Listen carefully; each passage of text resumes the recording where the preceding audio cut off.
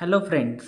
आज फिर से आप सबका स्वागत है मेरे नए यूट्यूब चैनल एनजीपी स्टडी पर, जिसमें हमने पहले एक वीडियो बना चुके हैं जिसमें इलेक्ट्रॉन डिस्प्लेसमेंट में इंडक्टिव इफेक्ट हम पहले पढ़ चुके हैं। आज हम वही कंटिन्यू करते हुए हाइपर कॉन्जुगेशन को कंटिन्यू करेंगे। क्या होता है hyper conjugation? Delocalisation of sigma electron और lone pairs of electrons into adjacent pi orbital और p orbital is called as hyper conjugation। Hyper conjugation का मीनिंग होता है बहुत ज़्यादा कॉन्जुगेशन। मतलब कॉन्जुगेशन अभी हम एक एग्जांपल से समझेंगे। CH सिग्मा इलेक्ट्रॉन जो होते हैं वो डिस्प्लेसमेंट करते हैं या तो डीलोकलाइज करते हैं उसके एडजेसेंट पाई ऑर्बिटल में। आप एग्जांपल देख पाएंगे। समझ लो ये CH3 है और उसके बाजू में कोई एक पाई बॉन्ड है।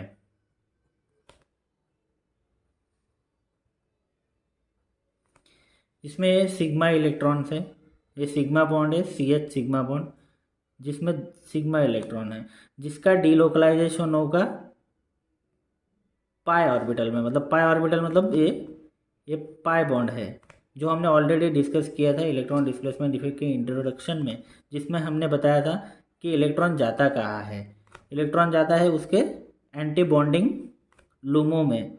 तब हमने देखा था जिसमें अभी ये पाई बॉन्ड है जिसका एंटी बॉन्डिंग होगा पाई स्टार मतलब लूमो, जिसमें एम्प्टी ऑर्बिटल होगा जिसमें ये इलेक्ट्रॉन जाएगा। इस तरह से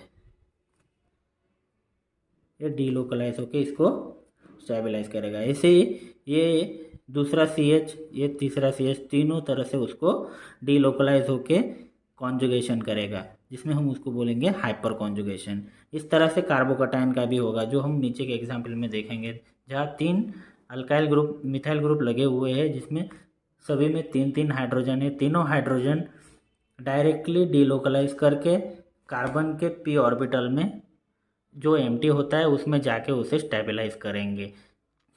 जैसे कि हम एक एग्जांपल देख लेते हैं।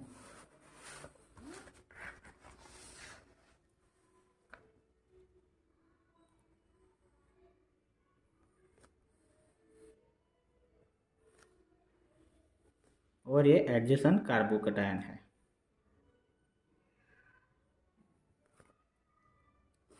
हमें कार्बन का इलेक्ट्रॉन कॉन्फ़िगरेशन निकालेंगे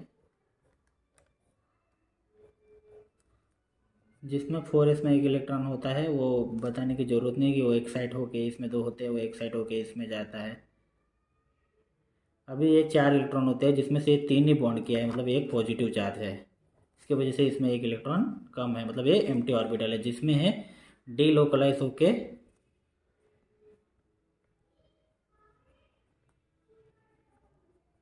ऐसा इस तरह से ये कॉन्जुगेशन करेगा। ऐसे ही ये दूसरा कार्बन उसमें कॉन्जुगेशन करेगा और दूसरा बॉन्ड ऐसा इस तरह से उसको हम फिर, और जो तीसरा CH है उसी तरह से वो फिर से डीलोकलाइज होके वो कॉन्जुगेशन में रहेगा। और हमें इससे नो बॉन्ड रेजोनेंस भी कहते हैं, क्योंकि इसमें डीलोकलाइजेशन होके ये बॉन्ड जो है वो गायब हो जाता है। वो बॉन्ड डीलोकलाइज होके दूसरे ऑर्बिटल मतलब एम्प्टी ऑर्बिटल में चला जाता है, जिससे ये बॉन्ड गायब हो जाता है, जिसे हम नो बॉन्ड रेजोनेंस भी कहते हैं। और ये जो सिग्मा CH बॉन्ड है वो पाई स्टार ऑर्बिटल में जाते हैं, इसलिए हम उसको सिग्मा CH2 पाई स्टार ऐसा कॉन्जुगेशन दिखाया हुआ है। आप डायग्राम में देखिए जहाँ पे ये CH बॉन्ड है बराबर, ये CH बॉन्ड है और ये पाई ऑर्बिटल है। पाई ऑर्बिटल मतलब एम्प्टी पाई ऑर्बिटल जो एंटी बॉन्डिंग है, जिसका आप लोब्स देख सकते हो अपोजिट है। और जो सेम सिमेट्रिकल लोब्स होते हैं वो होता है लैटरल ओवरलैप होकर पाई बॉन्ड बनता है। और उसका लूमो जो है जिसमें हम अनसिमेट्रिकल लोब्स देख सकते हैं, जिससे इसमें एंटी बॉन्डिंग ऑर्बिटल बनता है, जिससे ऑर्बिटल CH सिग्मा बॉन्ड जो है इसमें डीलोकलाइज करता है। और दूसरा जो कार्बोकटायन का डायग्राम दिखा है जिसमें एम्प्टी p ऑर्बिटल में CH का सिग्मा बॉन्ड जो है वो डीलोकलाइज हो रहा है और उसको स्टेबलाइज कर रहा है। इसी तरह से दूसरा CH का भी लॉस होगा, तीसरा का भी होगा। और हम एक एग्जांपल देखेंगे जिसमें हाइपर कॉन्जुगेशन जो कार्बोकटाइन को स्टेबलाइज करता है, उसमें स्टेबिलिटी का ऑर्डर दिया हुआ है, जिसमें 3 CH3 ग्रुप है जो कार्बोकटाइन पे लगे हुए हैं, जो इसमें से 3 CH हाइपर कॉन्जुगेशन देंगे, इसमें से 3 मतलब टोटल 12 होंगे। और दूसरे एग्जाम्पल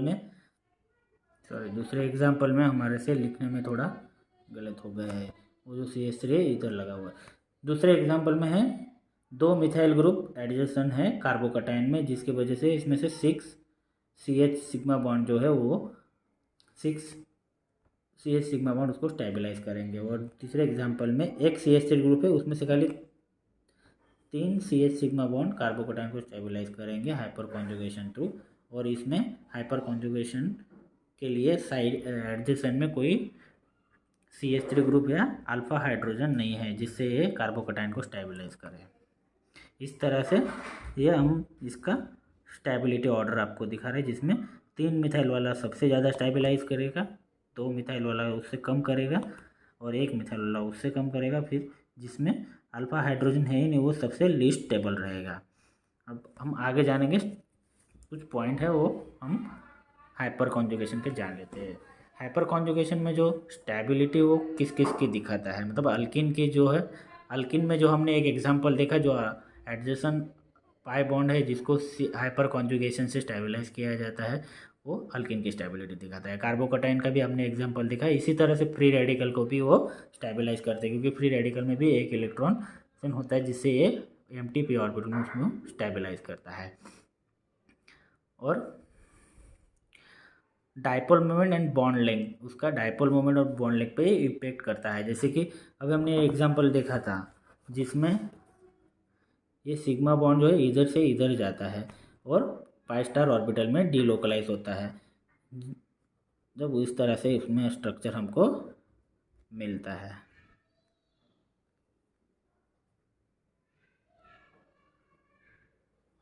जो हमने देखा कि ये डीलोकलाइज होकर इधर जाता है, जो ये बॉन्ड था इसका बॉन्ड लेंथ, सिंगल बॉन्ड का जो बॉन्ड लेंथ होता है डबल बॉन्ड से ज़्यादा होता है। जब ये डबल बॉन्ड हो गया तब इसका बॉन्ड लेंथ जो है कम हो गया है, और ये जो डबल बॉन्ड था उसका बॉन्ड लेंथ बड़ा हो गया है जो सिंगल बॉन्ड है। इस तरह से वो बॉन्ड लेंथ पे इम्पेक्ट करता है। डाइपोल मोमेंट में भी वो इम्पेक्ट करता है, जैसे पोलराइजेशन होता है उससे डाइपोल मोमेंट में इम्पेक्ट करता है। हम एक नीचे एक एग्जाम्पल देखेंगे जिसमें हाइपर कॉन्जुगेशन के CH3 ग्रुप साइनाइड ग्रुप को एसीटोनाइट्राइल का एग्जांपल है, जिसमें 3 CH3 ग्रुप जो अल्फा हाइड्रोजन है वो साइनाइड के CN में स्टेबलाइज करके उसको हाइपर कॉन्जुगेशन दिखा रहा है। बराबर। हाइपर कॉन्जुगेशन में और एक छोटा सा टॉपिक आता है एनोमेरिक इफेक्ट। एनोमेरिक इफेक्ट का मतलब क्या होता है, तो पहले जाने एनोमेरिक का मतलब होता है कोई भी साइक्लिक रिंग में हेटेरो एटम के बाजू में जो कार्बन होता है वो कार्बन पे जो सब्स्टिट्यूएंट होता है उसे बोलते हैं एनोमेरिक सब्स्टिट्यूएंट। और हम इसमें देख रहे हैं एनोमेरिक सब्स्टिट्यूएंट मिथॉक्सी ग्रुप है, ये साइक्लिक रिंग है, स्ट्रक्चर है alpha D methyl glucoside. Anomeric effect का डेफिनेशन है the general tendency of anomeric substituent to prefer an axial position is called as anomeric effect. Hyperconjugation में हमने definition में देखा था कि लोन पेयर या सिग्मा एच इलेक्ट्रॉन जो होंगे वो एडजेसेंट एम्प्टी ऑर्बिटल में डीलोकलाइज होंगे, जिससे वो स्ट्रक्चर को स्टेबलाइज करेंगे। इसमें हम देख पा रहे हैं ऑक्सीजन पे एक लोन पेयर है और एडजेसेंट में एक एक्सियल पोजीशन पे है। इसमें एक्सियल पोजीशन प्रीफर होगा एनोमेरिक इफेक्ट के लिए, ऐसा ही डेफिनेशन में बताया गया है। और इसको हम समझते हैं ऑर्बिटल के लोब्स के वाइज। जो ऑक्सीजन में जो होमो होता है वो होते हैं नॉन बॉन्डिंग इलेक्ट्रॉन पेयर से, जो लोन पेयर हम उसे बोलते हैं। और एडजेसेंट कार्बन में एनोमेरिक पोजीशन पे ओ और ऑक्सीजन और कार्बन के बीच में जो बॉन्ड बना हुआ है वो लीनियरली ओवरलैप होके एक इस तरह से बॉन्ड बना हुआ, एक कार्बन का लोब्स है और यह ऑक्सीजन का, दोनों में जो बॉन्ड बना हुआ है ये सिमिलरली ओवरलैप होके एक सिग्मा बॉन्ड बना हुआ है, तो ये होमो होगा। लेकिन बट हमें चाहिए ओवरलैप होने के लिए लूमो। तो लूमो मतलब सिमेट्रिकल जो होगा, सिमेट्रिकल ऑर्बिटल जो लोब्स होगा, एंटी बॉन्डिंग ऑर्बिटल होगा जिसमें ये लोब्स डीलोकलाइज होगा, जिससे मिथॉक्सी ग्रुप चला जाएगा और इलेक्ट्रॉन पेयर इधर आ जाएगा। हमारे स्ट्रक्चर में हम देखेंगे इस तरह से वो स्ट्रक्चर बनेगा। लोन पेयर डीलोकलाइज होकर मिथॉक्सी इसके बाजू में नो बॉन्ड रेजोनेंस की तरह रहेगा और इस तरह का बॉन्ड बनेगा। इस तरह से एनोमेरिक इफेक्ट होता है। और अगला टॉपिक है मेजोमेरिक इफेक्ट। मेजोमेरिक इफेक्ट का डेफिनेशन है the polarity develop between atom of conjugated system by electron transfer और pi bond electron transfer is known as mesomeric effect. Mesomeric effect का मतलब है पोलैरिटी डेवलप होता है इलेक्ट्रॉन के डिस्प्लेसमेंट से, कॉन्जुगेटेड सिस्टम में इलेक्ट्रॉन ट्रांसफर होता है या पाई बॉन्ड ट्रांसफर होता है। इलेक्ट्रॉन ट्रांसफर मतलब इलेक्ट्रॉन पेयर ट्रांसफर होता है, जिसमें हम देखेंगे एक एग्जांपल दिया हुआ है जिसमें लोन पेयर डीलोकलाइज हो रही है पाई बॉन्ड के साथ, से इसमें पोलराइजेशन इंड्यूस हुआ है, मतलब पोलैरिटी डेवलप हुई है सेम में।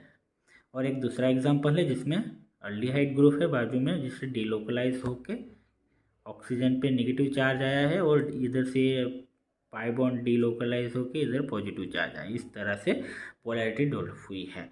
और इसमें भी दो तरह के मेजोमेरिक इफेक्ट होते हैं।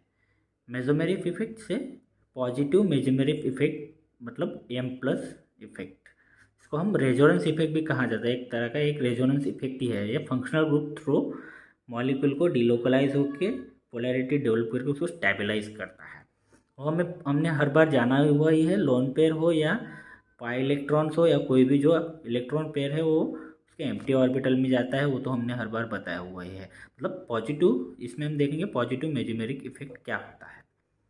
जब कोई पेयर ऑफ इलेक्ट्रॉन या पाई बॉन्ड जो है वो फंक्शनल रूप से मॉलिक्यूल के दूसरे एंड तक डोनेटिंग करेगा, मतलब फंक्शनल ग्रुप से दूसरे एंड तक जाएगा, मतलब फंक्शनल ग्रुप की तरह से वो फोर्स आउट होगा, जब उसको बोलेंगे पॉजिटिव मेजोमेरिक इफेक्ट। मतलब हम इसमें देख रहे हैं लोन पेयर इसमें डीलोकलाइज होके ये कार्बोकटाइन में के एम्प्टी ऑर्बिटल में जा रहा है, मतलब इधर डीलोकलाइज हो रहा है, जिससे इस तरह का हमें स्ट्रक्चर मिलेगा। लेकिन पॉजिटिव मेजोमेरिक इफेक्ट होने के लिए कौन से ग्रुप अवेलेबल होंगे जिससे ये पॉजिटिव मेजोमेरिक इफेक्ट होगा। जैसे NH ग्रुप हुआ जिस पे लोन पेयर होगा, वो उसको फोर्स आउट करेगी, इस तरफ उसको डोनेट करेगा, इससे वो मेजोमेरिक पॉजिटिव इफेक्ट होगा। जैसे NH2 हुआ, एनिलीन का स्ट्रक्चर है। जैसे अल्काइल ग्रुप सब्स्टिट्यूट है अमाइन पे, जिससे लोन पेयर को वो फोर्स आउट करेगा डीलोकलाइज होने के लिए। ऑक्सीजन है, OH है, OR है, इस तरह से ग्रुप जो है जो लोन पेयर से उसको स्टेबलाइज करेंगे और लोन पेयर से उसको पॉजिटिव इफेक्ट देंगे, जिससे मेजोमेरिक पॉजिटिव मेजोमेरिक इफेक्ट कहते हैं। और दूसरा होगा negative mesomeric effect. Negative mesomeric effect क्या होगा?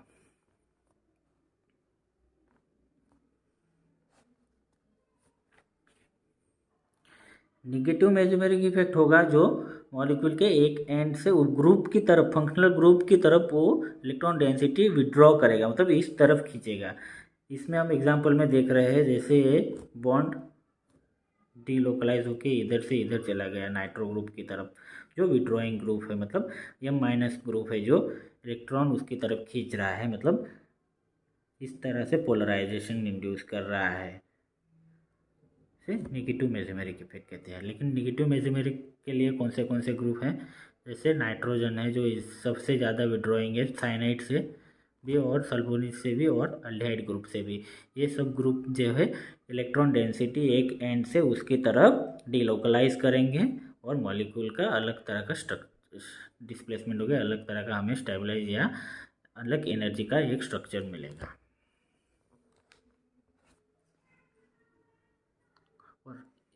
और अगला टॉपिक है रेजोनेंस, और लास्ट टॉपिक है इस परमानेंट इफेक्ट का। रेजोनेंस मतलब इफ टू और more than two different structure can be drawn for molecule or ion that are having the same arrangement of atom or nuclei but differ in distribution of electron, this effect can be termed as resonance effect। मतलब एक और दो से ज़्यादा different structure होंगे जिसमें molecule के लिए 2 और 3 से ज़्यादा स्ट्रक्चर ड्रॉ करे जाएंगे, जिसमें अरेंजमेंट ऑफ एटम सेम रहेगा, खाली इलेक्ट्रॉन के डिस्ट्रीब्यूशन होगा, मतलब डिस्प्लेसमेंट होगा, जिससे अलग अलग स्ट्रक्चर मिलेंगे, लेकिन सबकी एनर्जी या डीलोकलाइजेशन होके स्ट्रक्चर का न्यूक्लियर तो सेम ही रहेगा, लेकिन अलग अलग स्ट्रक्चर मिलेंगे, जिसे हम बोलेंगे रेजोनेंस। रेजोनेंस एक तरह का मेजोमेरिक इफेक्ट है, लेकिन इसमें 2 से ज़्यादा स्ट्रक्चर मिलते हैं, वही एक डिफरेंस है। R+ और M+ इफेक्ट इसे बोल सकते हैं। इसमें 2 तरह के इफेक्ट होंगे, एक R+ या M+ effect. When group release electron to the other molecule, दूसरे मॉलिक्यूल को जो इलेक्ट्रॉन डोनेट करेगा, जिससे मॉलिक्यूल के अलग अलग तरीके के रेजोनेंस स्ट्रक्चर हमें मिलेगा, कैनोनिकल स्ट्रक्चर हमें मिलेगा, जिससे हम रेजोनेंस कहते हैं। आप एक एग्जांपल देख सकते हो फिनॉल का, जिसमें फिनॉल की लोन पेयर डोनेट करेगी बेंजीन रिंग की तरफ से इलेक्ट्रॉन यहाँ से यहाँ जाएगा जहाँ निगेटिव चार्ज डेवलप होगा। हमें पता है एक बॉन्ड मतलब निगेटिव चार्ज होता है। ये जो एक पाई बॉन्ड है यहाँ से यहाँ डिलोकलाइज होकर यहाँ जाएगा जहाँ एक निगेटिव चार्ज डेवलप होगा, और लोन पेयर यहाँ से यहाँ जाएगा, मतलब यहाँ डेफिशिएंसी क्रिएट होगी, एक पॉजिटिव चार्ज होगा। एक तरह का पोलैरिटी डेवलप हुई है।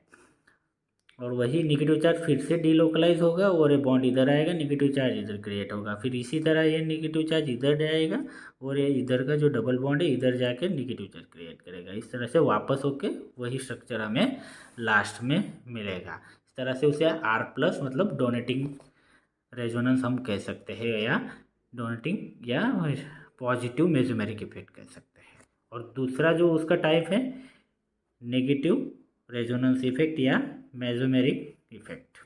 When group withdrawals electron to other molecule, इसमें NO2 CO2 कौन से ग्रुप हो सकते हैं ये दिए हुए हैं। एक स्ट्रक्चर दिया हुआ है NO2 का, मतलब नाइट्रोबेंजीन का। इसमें नाइट्रो जो है विड्रॉइंग ग्रुप है, जो इलेक्ट्रॉन डेंसिटी विड्रॉ करेगा बेंजीन रिंग से। बेंजीन रिंग से इलेक्ट्रॉन विड्रॉ करेगा, मतलब डीलोकलाइज होगा ग्रुप की तरफ, फंक्शनल ग्रुप की तरफ। इससे हमें 2 या 2 से ज़्यादा कैनोनिकल स्ट्रक्चर मिलेंगे।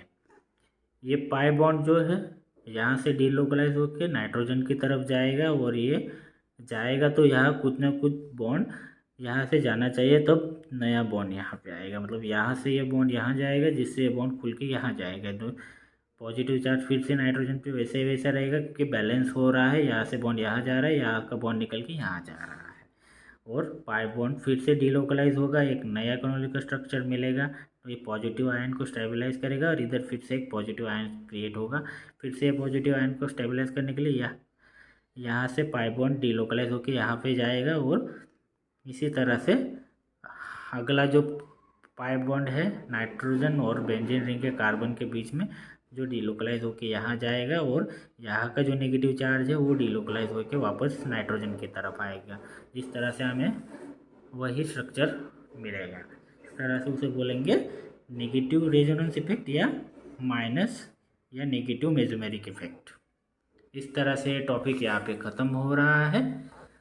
टॉपिक है रेजोनेंस, और अगला टॉपिक है टेम्पररी इफेक्ट, मतलब पोलराइजेबिलिटी। और इस टॉपिक का मतलब इलेक्ट्रॉन डिस्प्लेसमेंट इफेक्ट का लास्ट टॉपिक है, जिसमें 2 टाइप के इफेक्ट आते हैं, इलेक्ट्रोमेरिक इफेक्ट और इंडक्टोमेरिक इफेक्ट। और सबसे पहले हमें जाना ही है पोलराइजेबिलिटी क्या होता है। पोलराइजेबिलिटी वो होती है, उसमें टेंडेंसी होती है पोलराइजेशन होने की। अनायन की जो खाली टेंडेंसी होती है, कटायन से उसे पोलराइजेबिलिटी मिलेगी, मतलब वो परमानेंट नहीं होगी, खाली टेंडेंसी होगी। तो हम आगे जानेंगे इलेक्ट्रोमेरिक इफेक्ट और इंडक्टो, जिससे हमें ख्याल आएगा कि टेम्पररी इफेक्ट क्या होता है। और अगला टॉपिक है टेम्पररी इफेक्ट, मतलब पोलराइजेबिलिटी। और इस टॉपिक का मतलब इलेक्ट्रॉन डिस्प्लेसमेंट इफेक्ट का लास्ट टॉपिक है, जिसमें 2 टाइप के इफेक्ट आते हैं, इलेक्ट्रोमेरिक इफेक्ट और इंडक्टोमेरिक इफेक्ट। और सबसे पहले हमें जाना ही है पोलराइजेबिलिटी क्या होता है। पोलराइजेबिलिटी वो होती है, उसमें टेंडेंसी होती है पोलराइजेशन होने की।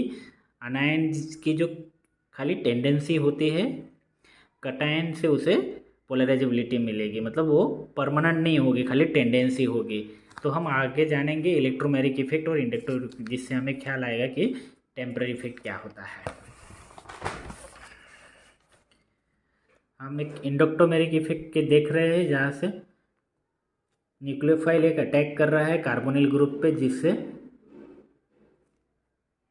हमें एक इंटरमीडिएट स्ट्रक्चर मिलेगा। इस तरह का न्यूक्लियोफाइल अटैक करेगा इसके एंटी बॉन्डिंग मॉलिक्यूलर ऑर्बिटल में, मतलब ये क्या है, एक तरह का पाई बॉन्ड है, मतलब जिसके एंटी बॉन्डिंग मॉलिक्यूलर में ये न्यूक्लियोफाइल जाएगा, जिससे एक बॉन्ड ओपन होगा और ये जो स्ट्रक्चर में जाएगा तो ये परमानेंट नहीं रहेगा।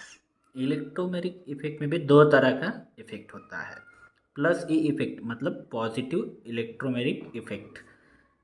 पॉजिटिव इलेक्ट्रोमेरिक इफेक्ट मतलब जो पाई बॉन्ड है जो डिलोकलाइज होकर यहाँ जाएगा जहाँ अटैकिंग ग्रुप है, मतलब अटैकिंग ग्रुप जहाँ है वहाँ ही वो नेगेटिव डेंसिटी डिलोकलाइज हो रही है, मतलब अटैकिंग स्पेसिस की जगह पे, इसलिए इसको पॉजिटिव इलेक्ट्रोमेरिक इफेक्ट या प्लस ई इफेक्ट कहते हैं। और ये जो इफेक्ट है इंस्टैन्टेनियस होता है, जैसे ये सब्स्टिट्यूएंट इधर अटैक किया, जैसे ये डिलोकलाइज हुआ इधर और कोई ग्रुप आ जाएगा, जिससे ये ज़्यादा देर तक नहीं रहेगा, ये टेम्पररी रहेगा। जिससे कोई स्टेबल न्यूक्लियोफाइल या कोई आया तो ये पॉजिटिव आयन को स्टेबलाइज कर देगा और नया स्ट्रक्चर हमें मिलेगा, जिससे ये टेम्पररी इफेक्ट कहा जाता है। और दूसरा जो है माइनस ई इफेक्ट मतलब नेगेटिव इलेक्ट्रोमेरिक इफेक्ट, जिसमें अटैकिंग ग्रुप जो है वो इलेक्ट्रॉन डेंसिटी जहाँ डिलोकलाइज हो रही है उसकी बाजू के कार्बन दूसरी जगह पे हो रहा है, मतलब जहाँ इलेक्ट्रॉन डेफिशिएंसी है वहाँ हो रही है, इसलिए इसको हम नेगेटिव इलेक्ट्रोमेरिक इफेक्ट कहेंगे। जो साइनाइड ग्रुप है इधर अटैक कर रहा है, जिससे इधर वो नेगेटिव हमें मिल रहा है, ऑक्सीजन पे नेगेटिव चार्ज आ रहा है और ये ज़्यादा टाइम तक स्टेबल नहीं रहेगा। कोई भी H+ या प्रोटॉन डोनेट हमें मिलेगा, ये वापस इसका कन्वर्ट दूसरे स्ट्रक्चर में हो जाएगा, मतलब ये जब जो भी पोलराइजेशन जो भी ये बॉन्ड डिलोकलाइज हुआ है ज़्यादा टाइम तक स्टेबल नहीं रहेगा, जो कन्वर्ट हो जाएगा दूसरे स्ट्रक्चर में, मतलब ये टेम्पररी इफेक्ट है।